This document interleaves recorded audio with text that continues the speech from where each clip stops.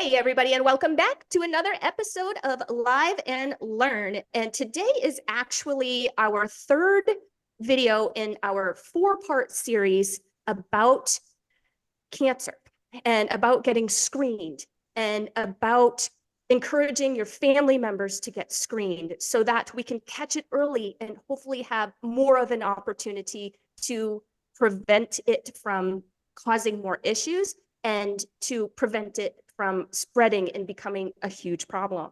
Dana is on with us. I should probably introduce you. Hello, Dana, and welcome. Hello, it's nice to be here. Thank you so much for being here and for sharing your story with our audience. I know that what you've been through, a lot of other women have been through as well, and I'm sure that they can relate.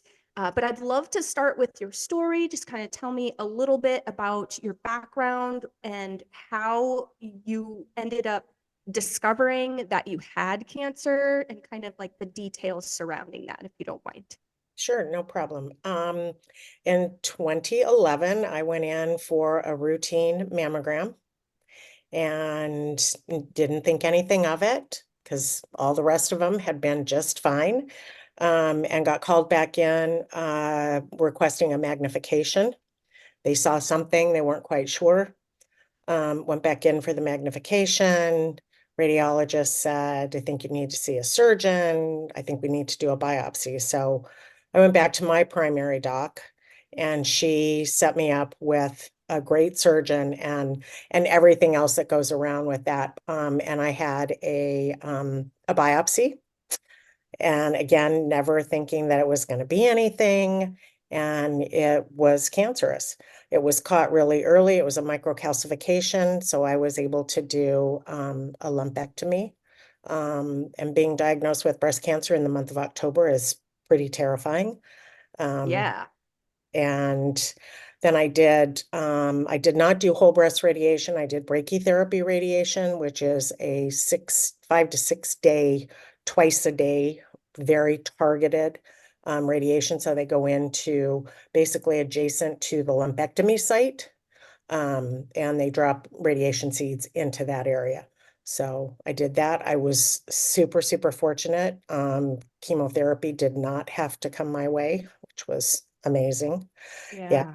Yeah. And then I did 10 years of an aromatase inhibitor.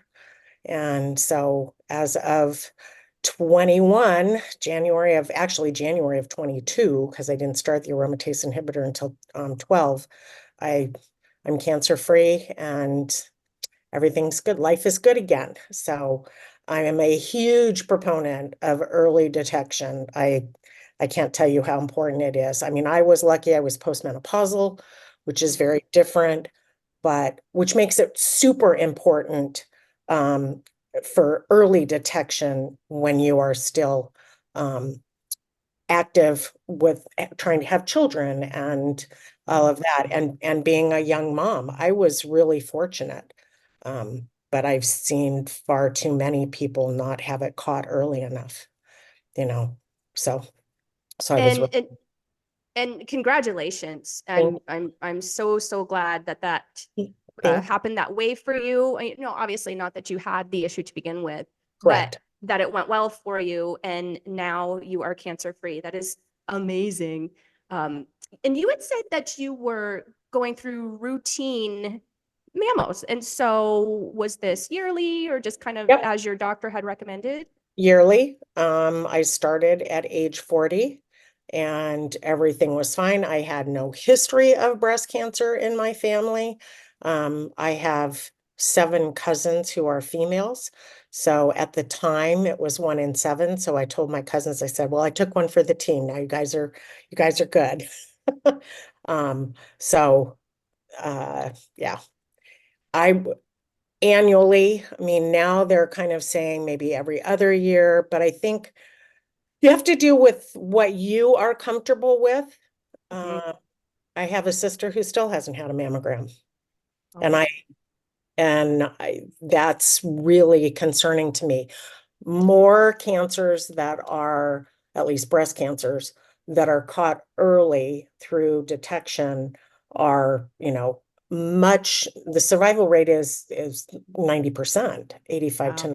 90%. So, but the other thing is that mine was postmenopausal, so it's not typically a genetic connection. Mhm. I went through all of the um, genetic testing. I am not a carrier for the BRCA gene, which makes me very happy because I have a daughter.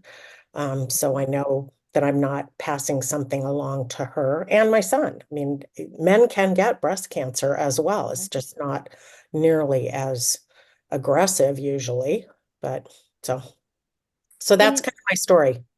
and you had said in there something that stuck out to me. You didn't have a family history. Right. Now, oftentimes, and this is even a conversation that I had with Megan, who is also with the American Cancer Society a couple of weeks ago, and we talked about, hey, if you've got a history in your family, like you got to get on top of this. This is really important. And It's you didn't actually have a history and still ended up in that situation. So I think that's really important for others to hear out there. It is. And my surgeon recommended that because I have a daughter, that instead of waiting until she's 40, that she have her baseline at 35. So that's coming up this August, that she'll Wow. have her first, her baseline. So that they know. So yeah. Yeah. So big advocate for doing your self Yeah. exams, I'm sure, as Yeah. well. Yeah, and mammography has gotten so much better. The technology, the 3D is, they're picking things up much earlier. Um, I think by the time you really can feel a lump yourself, you're, you know, you, that can be really serious, assuming that it becomes a cancerous um, tumor. So um, I think mammography is super, super important and tracking that, getting a baseline so that you understand what your tissue looks like. And as you get older, obviously things change hormonally and all of that. So I think I'm a huge proponent of get in and get it done. Yeah, well, you lived it. Take your girls. Yeah, you lived it. I mean, you're I here, did. you I walked the did. walk. Yeah. And and what just you don't have to get into too deep detail, but I'm just kind of curious as to what was it like for you to go through recovery? What are the emotions that you were dealing with when you found out?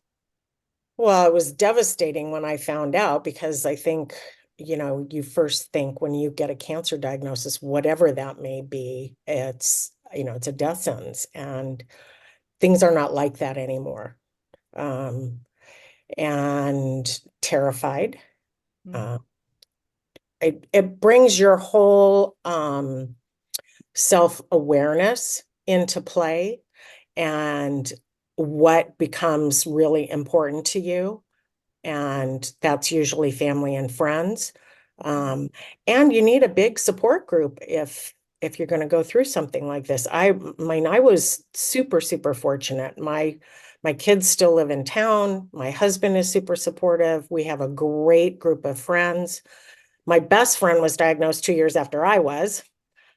So we oh, went through that. So she was there for me going through my surgery and my radiation. And she too had completely different cancers, but again, postmenopausal, but again, caught on an annual mammogram.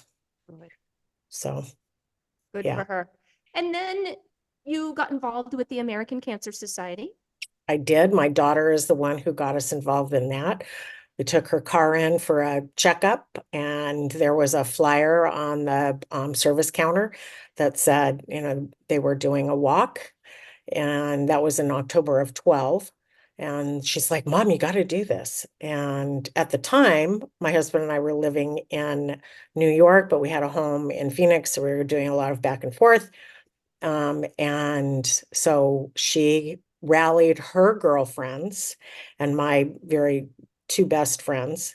And we walked for the first time in October of 2012, and we've done it every year since. So, and our team has just gotten bigger and bigger. And she's the one who named us. We love Haboobies. So Only people in Phoenix understand that, I swear. Correct. Correct. So in my world, it has two meanings. Yeah, yeah. Oh my gosh, I love that. And we're, as a group, MOMnation is participating in the Climb to Conquer Cancer this coming Oh, Saturday. yeah, wonderful. Yeah, I was so excited too because I was checking out, our team stats this morning just to Yes, see how our fundraising was going, and we exceeded our goal already. So excellent. pretty excited about that. It's very exciting. Yeah, yeah. Yeah, so tell me a little bit. This is something that I think is absolutely fantastic, and I want to share that with our audience. But tell me a bit about the road to recovery. So I got involved with that in 2014 when we came home from New York. And that is, I am a volunteer driver to take patients to any kind of cancer-related treatment, whether it's radiation, it's chemotherapy, it's a doctor's appointment, it's a blood draw for whatever reason, whether, they have to check your white blood cell count for chemo.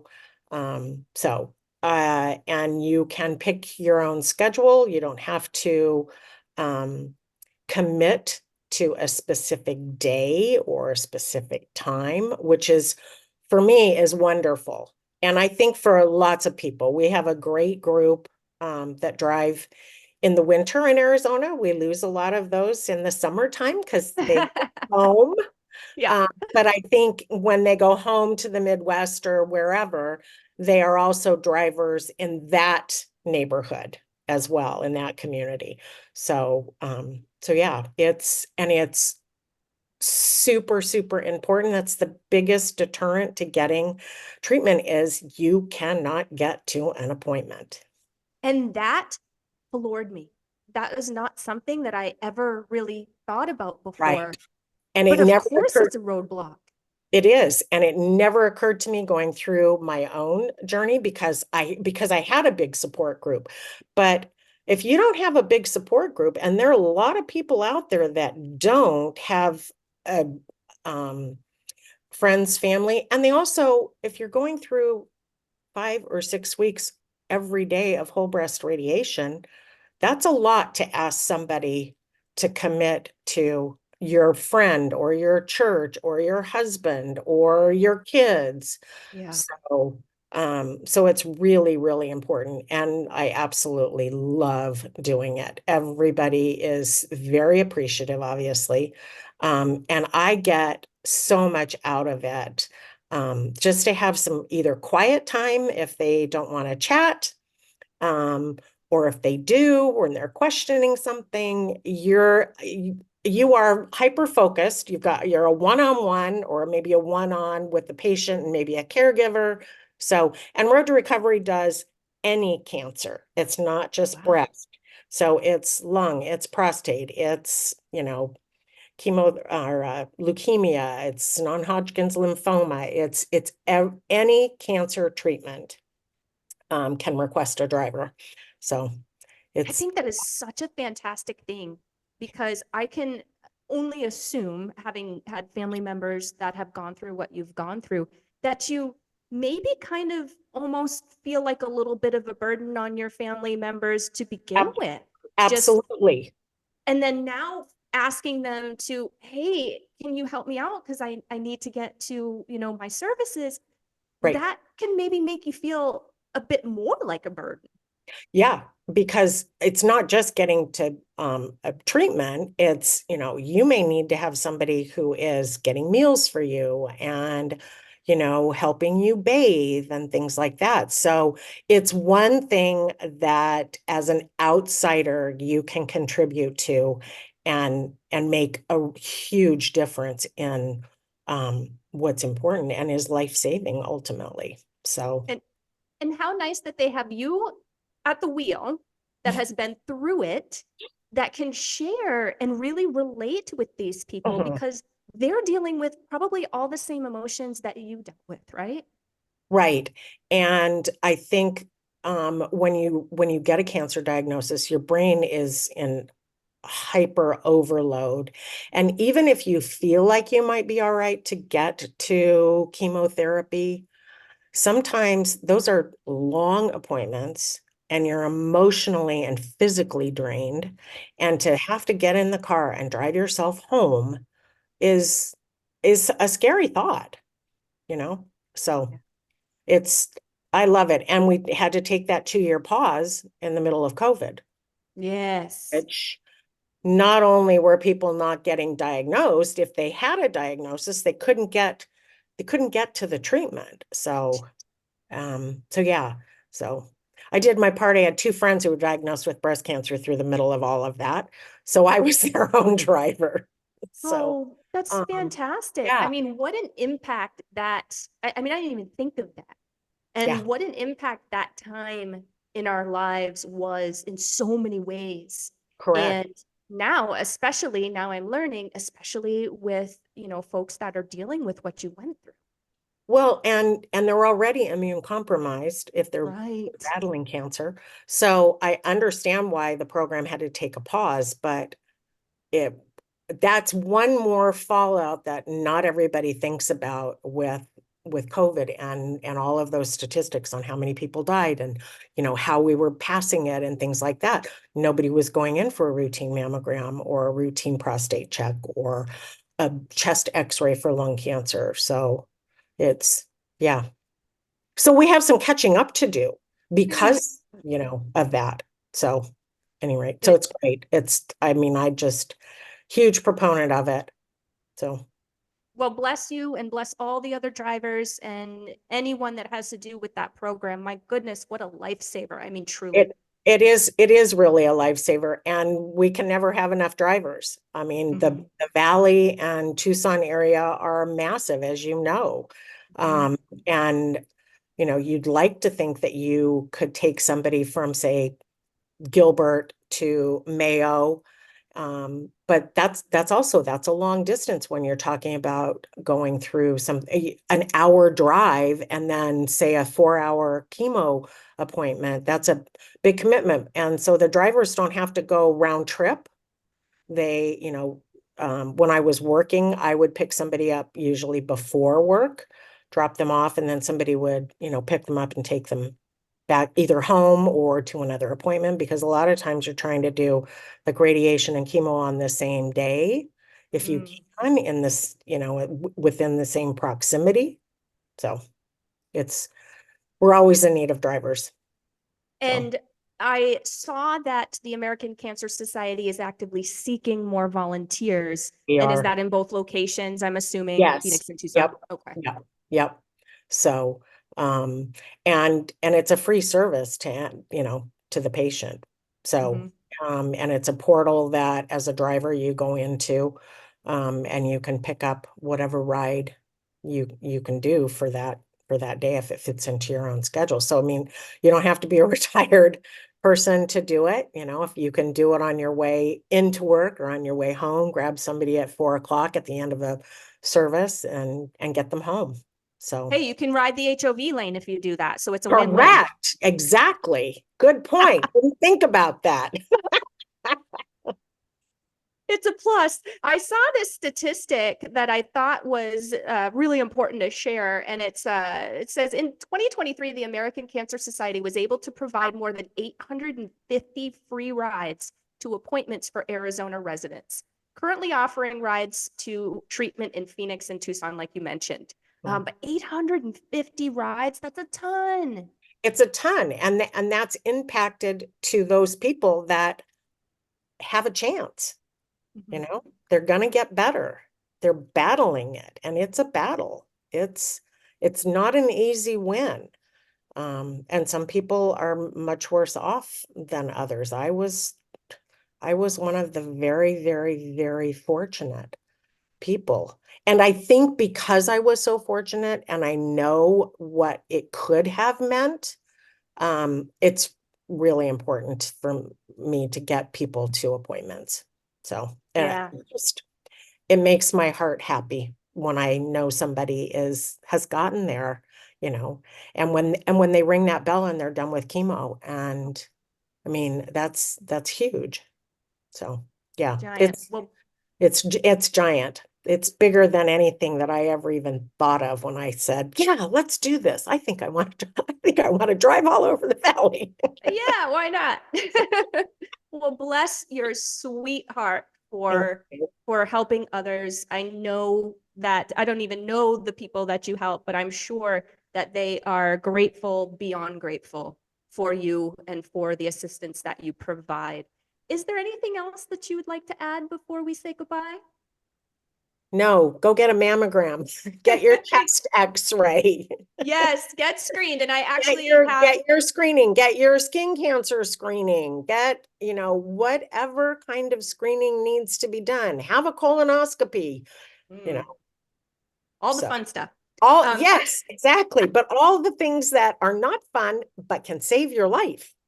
Yeah, really important. I totally agree. And I have a link in the show notes to the American Cancer Society's website so that y'all can read up a little bit more on that Yeah. and get yourself screened. So, so important. Thank you again, Moms Dana. in particular, Yes. we always, you do everything for your family and you are the last person to take care of you.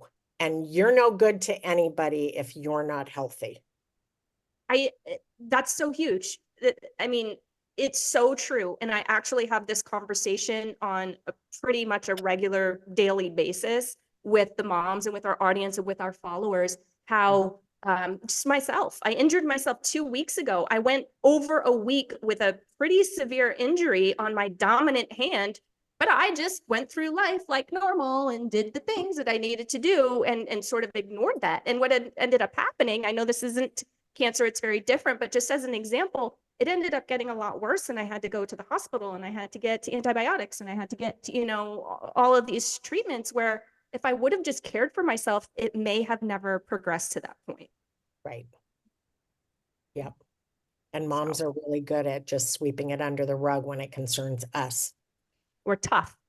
We think We we're tough. are. We are tough, but you also have to take care of yourself because if you are not there, who's going to look after your kids? And it Yeah. doesn't matter if your kids are still living at home. I mean, you're a mom, you're a dad, you're a parent until Forever. you pass away, not the child, if God forbid that happens before you Right. pass. But I have an almost 35 and almost 37-year-old, and I talk to them almost every day. So I'm Yeah. I'm super fortunate. yeah. I mean, I told my son is 10 and I told him he could move out, when he's 40 or something. Great. Um Thank you again, Dana. It was You're very such a welcome. pleasure. You have such a beautiful smile. You really Thank are just you. lighting up this entire video here. And I feel so blessed to have been able to speak with you today, to share your story. And thank goodness that you are still here with us and you did your part and you got screened and you figured it out and you got it done, girlfriend. I am very, very proud. Thank you. Thank you very much. Good luck with your podcasts as they go through this whole series. So this is very, very exciting and very necessary. So Yeah, thank we you. thought so too. And bless Megan for connecting me with you. Yep. She's such an awesome person and was really passionate about bringing this to our audience. If those of you out there want to check out part 1 and 2 of our series, hop on over to our YouTube channel. It is at MOMnation USA. That is our handle. Scroll down just a short way and you will see the Live and Learn playlist. And you'll also see the From the Heart playlist. We've got one video in our series and the From the Heart playlist. So they are in 2 different playlists. Check them out. You will see them front and center. If you prefer to listen, maybe you're doing your cancer prevention walk and you're hiking and you're getting exercise and you're getting that heart pumping out there. So you'd prefer to listen in your ear pods, your headphones, hop on over to your favorite podcast platform, do a quick search for MOMnation Talk Radio. That's where you can connect with our entire series and all of the shows that we offer here at MOMnation. Thank you again, Dana. We'll see you later. Thank you very much, Katie. Bye-bye.